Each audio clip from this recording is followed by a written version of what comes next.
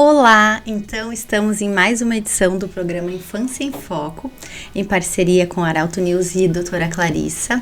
Eu sou Raquel Vargas, gastropediatra, e agora nesse mês de setembro falaremos um tema muito importante. A gente fala sobre Setembro Amarelo, que é o mês de prevenção do suicídio, e falando também sobre saúde mental infantil. Não é, doutora Clarissa? Isso aí. Então, olá a todos, sejam bem-vindos conosco em mais um programa. Esse tema, né, Raquel, não é um tema agradável, porém é um tema extremamente necessário que a gente aborde. E a nossa ideia aqui é trazer, então, a luz sobre esse problema, entender, né, o que está mudando, o que está acontecendo, e daqui a pouco trazer sugestões, estratégias para os pais observarem e, de repente, saber quando procurar ajuda, né? E eu queria começar, Raquel, trazendo um dado aqui que eu peguei, já tinha lido ele, mas toda vez que a gente lê, ele é alarmante, né? Os dados que a gente tem sobre suicídio no Brasil, eles são de pesquisas feitas até 2021, tá? E essas pesquisas revelam que o suicídio se tornou a quarta principal causa de morte entre jovens de 15 a 29 anos. E que a incidência de suicídio tem aumentado também em crianças de 5 a 14 anos. Para vocês terem ideia, em 2021 foram 200 casos de suicídio na faixa etária infantil, sendo que 5, ouçam bem, 5 em menores de 9 anos. Então, a gente está falando de um problema que sim, atinge mais adolescentes, mas atinge também as nossas crianças, né? E pronto, a adolescência também faz parte da infância, tanto que a gente, como pediatra, trabalha nessas faixas etárias, né? Acho que falar sobre isso e os pais entenderem que é um tema que não adianta a gente fingir que ele não existe, empurrar para longe, pensar, não vou pensar nisso, porque ele tá aí cada vez mais presente. É assustador, né, falar sobre isso e ver como os números só aumentam, né? Então, aonde que como estamos indo com as nossas crianças, né? E aí, volto a falar, eu como mãe, né, estudo muito sobre educação também, tento aplicar isso no dia a dia, mas tem muita coisa, assim, que a gente tem que ter um olhar atento, né?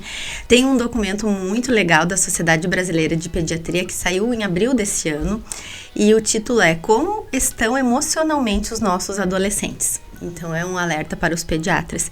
E a primeira frase já diz assim: os jovens agora sofrem como adultos. Aí, essa primeira frase já fez refletir demais, assim, poxa, onde que nós estamos, né? Na infância, pelo menos na minha infância, a gente tinha preocupação de brincar, de correr, de o que ia comer, de qual, sei lá, desenho ia ver, qual brincadeira ia fazer, com qual amigo ia encontrar. E os jovens sofrem como adultos, né? Então, as preocupações que hoje em dia a gente tem na nossa vida adulta já estão tendo na adolescência. E aí, quanto a isso, obviamente, números muito mais aumentados em ansiedade, depressão e tudo isso que a gente tem conversado, eles trouxeram conceitos que eu acho muito interessante a gente falar.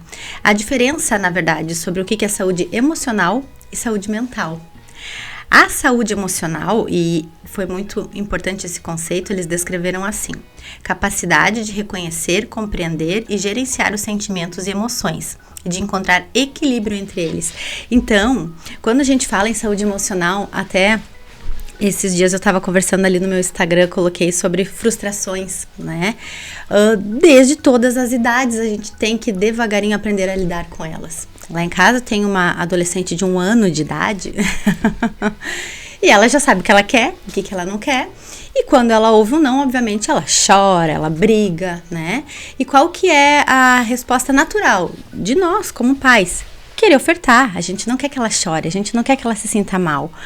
Mas pelo contrário, hoje em dia eu comecei a fazer o caminho contrário. Não, isso aqui ela não pode, ela tem que entender que não pode, ela precisa receber esse não. Vai ser ruim para ela vai sofrer nesse momento, ela vai chorar, né? Vai ser difícil de consolar, mas não. E ela entender o limite das coisas para quando ela crescer, ela conseguir ter saúde emocional de receber nãos e ficar tudo bem. E aí a saúde mental já engloba toda essa saúde emocional também. E o conceito é um conceito mais abrangente, um estado de equilíbrio psicológico e ausência de transtornos mentais. Então a gente tem que ter uma boa saúde emocional para conseguir balancear essa saúde mental. E é isso que é tão difícil hoje em dia na educação que a gente tem. E olha que interessante, né, Raquel, esses conceitos que tu trouxe pra gente. Nos dois conceitos, uma palavra me salta: equilíbrio, né? Então, eu penso que a saúde emocional e a saúde mental, como um termo mais global, ela tem a ver com equilíbrio nas atitudes desde a primeira infância. Então, isso que tu tá trazendo, que tu passa com a Aurora, todos os pais passam, é a rotina do nosso consultório. Eu, como pediatra geral, é a rotina diariamente.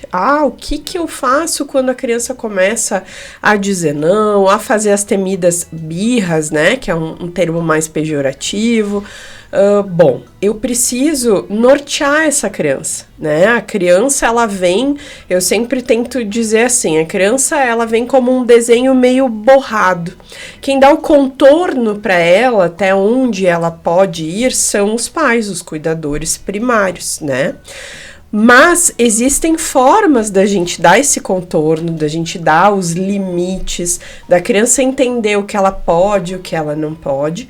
E principalmente, a criança é um ser em formação, é um indivíduo, não é alguém inferior.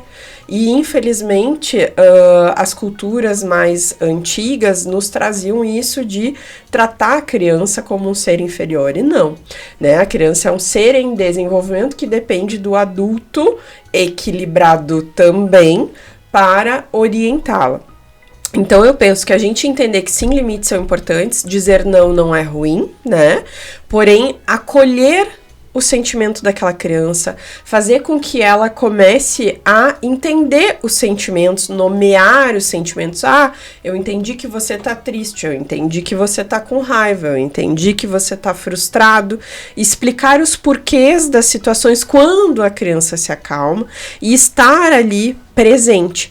Então a gente tá falando de coisas que a gente faz lá quando a criança tem 6, 7, 8, 9, 10 meses, 1 ano, 2 anos, lá no começo, para prevenir desfechos que nós estamos falando ali entre 5 e 19 anos, que é claro que é um desfecho drástico, não são todas as crianças que vão a isso, porém tem aumentado. A gente, quando traz esses números sobre suicídio, a gente esquece que antes de chegar a um suicídio, nós temos crianças com automutilação, crianças depressivas, crianças ansiosas. Então, se a gente consegue prevenir todos esses distúrbios, com certeza a gente vai prevenir o sofrimento e esse desfecho tão drástico que ninguém quer ver, né? E muito importante isso que tu colocaste, porque aí me trouxe um conceito sobre a educação positiva, a disciplina positiva, que eu gosto muito de falar. Eu sou uma amante dela, estudiosa e tentante, assim, aplicar isso no dia a dia, porque é uma missão. Mas até tem um livro básico que eu falo que tem vários, né, mas que todos os pais deveriam ler, que é a base deles, né, que é A Raiva Não Educa, a Calma Educa. E fala muito sobre isso, e muitas pessoas ainda, hoje em dia, colocam tudo no mesmo saco ou confundem disciplina positiva com permissividade. Uma coisa é eu conseguir colocar a minha criança ao meu lado, não superior a ela, conseguir ouvi-la, conseguir entender suas emoções e acolher, como tu falaste. Diferente dessa coisa de eu mando e você obedece, né? Só que aí muitas vezes as pessoas pensam que isso é permissividade, isso não é. A gente pode sim acolher, ouvir e acolher mesmo o sentimento dessa criança, mas ao mesmo tempo colocar limites, né? E aí o limite vai em tudo, vai nas rotinas do dia a dia que a gente tem que seguir, é hora disso, é hora daquilo, vai nas coisas que a gente pode ou não pode fazer. E uma coisa que eu uso bastante lá em casa são os combinados. Então, antes da coisa acontecer, eu sei que ela quer muito aquilo, eu vou lá e eu combino com ela. A gente vai fazer assim, então a gente vai usar esse brinquedo por este período e desse jeito vai funcionar e depois a gente vai guardar. ela prestou atenção, ela ouviu o combinado. Obviamente, no final dele é choro, ela quer mais, né? Enfim, mas a gente fez um combinado e depois que eu acolho e ela se acalma, eu olho pra ela e falo, lembra? Esse era o nosso combinado. E é um exercício intenso porque, sim, devagarinho, nesse processo que a gente vai moldando as nossas crianças. E uma parte interessante desse documento científico e da nossa vida, do que a gente passou, foi a pandemia. Eles trouxeram muito isso, né? Então, os números aumentaram muito de tudo, de ansiedade, depressão, suicídio, depois da pandemia. Porque a gente se perdeu um pouco nisso, né? As crianças não podiam sair na rua brincar, as crianças não podiam socializar, né? A gente ficou com muito mais telas, que a gente vai ter um episódio só para falar delas. Então, muitas coisas envolveram nesse processo para criar crianças mais ansiosas, mais preocupadas depois disso. Eu penso também, Raquel, que além disso, a gente também precisa ter um olhar, assim, para a sociedade no geral, né? Nós, enquanto sociedade, estamos adoecidos, né? Quando a gente consegue enxergar isso, a gente começa a pensar em formas da gente melhorar. Porque a gente sempre tem que tentar melhorar o nosso meio, aquilo que tá perto da gente, pra gente daí ter, então, algum impacto quando a gente fala de sociedade. E a nossa geração, eu diria, a geração nova, de novos pais, né, ela vem, talvez, com uma necessidade, isso a gente vê no dia a dia, de agradar sempre a criança, né? De, como tu bem falou, não deixar chorar, né? Porque, e de dar tudo, né? Eu quero dar tudo que eu não tive ou que os meus pais não deram. E a gente tá se perdendo um pouquinho nesse caminho e esquecendo que o tudo e o principal que a criança precisa é presença, né? São pais cuidadores equilibrados emocionalmente, e aí entra uma coisa muito importante. Para eu conseguir educar a criança, seja na educação positiva, que eu também sou muito adepta, seja em qualquer tipo de educação que não fale em termos de violência, eu preciso trabalhar os meus problemas emocionais e mentais previamente. Eu preciso entender, acolher, né, os meus problemas, as coisas que daqui a pouco eu tive na minha infância com os meus pais, porque ninguém é perfeito, nenhuma infância é perfeita, né? Então, no momento que a gente acolhe, que a gente entende, a gente consegue lidar melhor com aquele ser em formação. E além disso, entender, quando eu falo ser em formação, é de fato, principalmente um cérebro em formação.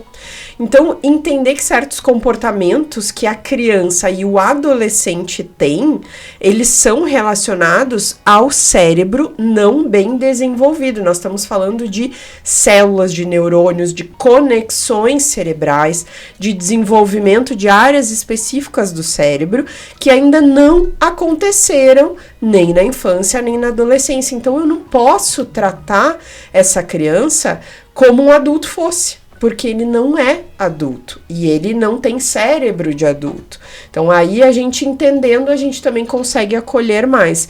Mas eu vou repetir isso que tu falou. Acolher sentimentos não significa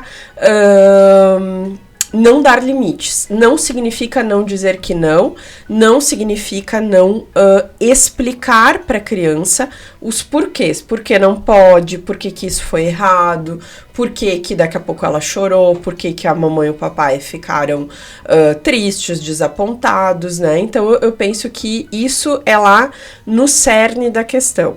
Mas aí, Raquel, eu queria que de repente a gente tentasse falar para quem está nos assistindo quais são os principais sintomas da infância que a gente pode ter de transtornos mentais e depois o que as famílias podem efetivamente fazer para prevenir transtornos mentais e um desfecho tão desfavorável quanto o suicídio infantil. É que sintoma é algo assim bem amplo, né? E de novo, volta pro olhar atento à sua criança, né? Quanto mais a gente consegue ter o nosso filho próximo da gente, e aí falando mais na adolescência, que é uma fase de afastamento, de descobertas, né? Esse documento científico usou um termo que eu achei interessante, que é travessia, né? Não é apenas algo pontual, é uma travessia, uma mudança do que eu era para o que eu vou ser, né? E aonde eu vou me colocar. Então, tem muito dessa identificação de grupos, né? Eu tô tentando fazer parte de algo. Então, estar atento é estar próximo mesmo e conversar muito sobre isso. Eu acho que a questão é ter conversa aberta sobre tudo com os nossos filhos, sobre sexualidade, sobre uso de drogas, sobre relacionamentos, né? Porque a questão maior, eu vejo que ainda existe muito tabu.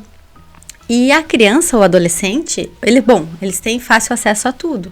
E se a gente não explicar, eles vão ir atrás e vão procurar, e quem sabe de formas que não sejam legais. Então, eu acho que é esse a principal coisa que a gente tem que começar a fazer, esse olhar atento. E quanto mais essa criança se isola, é um alerta para nós que algo não está legal. E aí, além, obviamente, de todo o suporte de pai e de mãe, muitas vezes a gente precisa de suporte profissional, né? Tanto do pediatra, mas psicólogo, em alguns casos psiquiatra.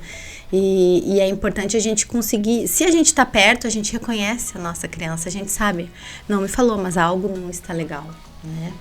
Então, lembrar desses sintomas como a criança realmente não falar, de perceber alguma mudança, e trazendo, então, para isso, daqui a pouco, mudanças súbitas de comportamento. Uma criança que era mais extrovertida começa a ficar um pouco mais retraída.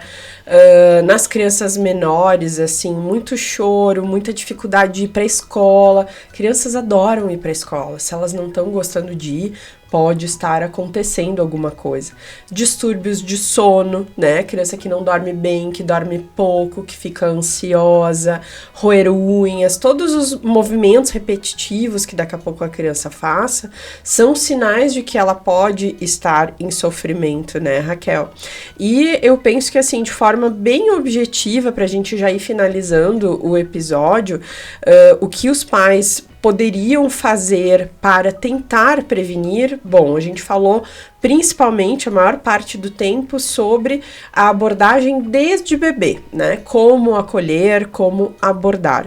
Mas eu diria que tem coisas assim também básicas e simples. Saber que tempo de qualidade é mais importante do que quantidade, porque a gente sabe que a gente vive numa sociedade que os pais trabalham muito tempo fora, mas tempo de qualidade é largou o celular na gaveta quando chegou em casa e focou somente na criança, né? Exposição à natureza, brincar ao ar livre. Isso é comprovado cientificamente que diminui transtornos mentais. Atividades físicas, claro, na criança são lúdicas, brincadeiras, né? E como tu bem disseste, eu acho que ter com os nossos filhos confiança, né? Então, lembrar que, como tu bem falou, o adolescente ele se afasta um pouco, mas se a confiança foi trazida desde quando bebê, o adolescente vai voltar para ti quando ele tiver alguma situação desafiadora, né? Porque o que a gente tem é que criações que são violentas, em que a criança faz uma coisa errada e ela recebe apenas repreensão com gritos, com bater, né? Que é o que a gente foi ensinado, talvez algumas gerações atrás. A criança, na verdade, ela até pode parar de fazer aquilo, mas é por medo, e medo não educa ninguém, né? Ela precisa confiar, então falar sempre a verdade sobre absolutamente tudo. Não é assim, o dia de fazer vacina, que a gente pensa assim que é uma coisa tão difícil. Não, são coisas pequenas. O dia de fazer vacina, não, a gente vai tomar um sorvetinho. Não, a gente vai fazer vacina, explicar por quê, explicar como acolher quando a criança chorar. Isso é só um exemplo. Então, a criança precisa ter confiança nos pais. Para ter confiança, precisa ter um diálogo aberto, precisa saber que não vai ter violência nessa educação, né? Ou seja, a criança pode se desviar, mas ela vai saber para onde voltar, como pedir ajuda, e aí a gente consegue prevenir realmente esses números tão absurdos que a gente tem visto. E, claro, a questão das telas é um mundo à parte, a gente vai trazer isso nos próximos episódios.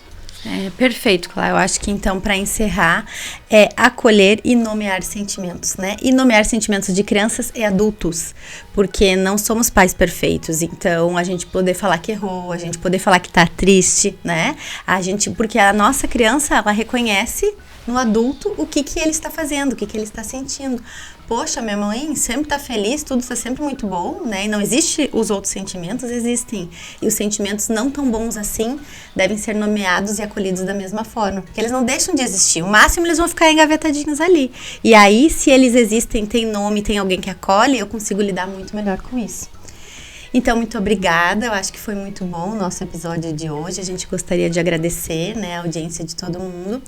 E seguiremos falando mais sobre isso, né, sobre esse Setembro Amarelo, com um tema muito importante que envolve tudo isso também que a gente está conversando no próximo episódio sobre telas. Exatamente. Então, obrigada a todos. E só o último detalhezinho para a gente ficar pensando sobre, além dos pais, quem cuida dessa criança. E aí nós, como pediatras, né, Raquel, termos um olhar atento. Então, vocês buscarem profissionais que têm essa atenção, que têm tempo de conversa com essa família, com essa criança, para também estar atento aos sinais que porventura os pais não estejam.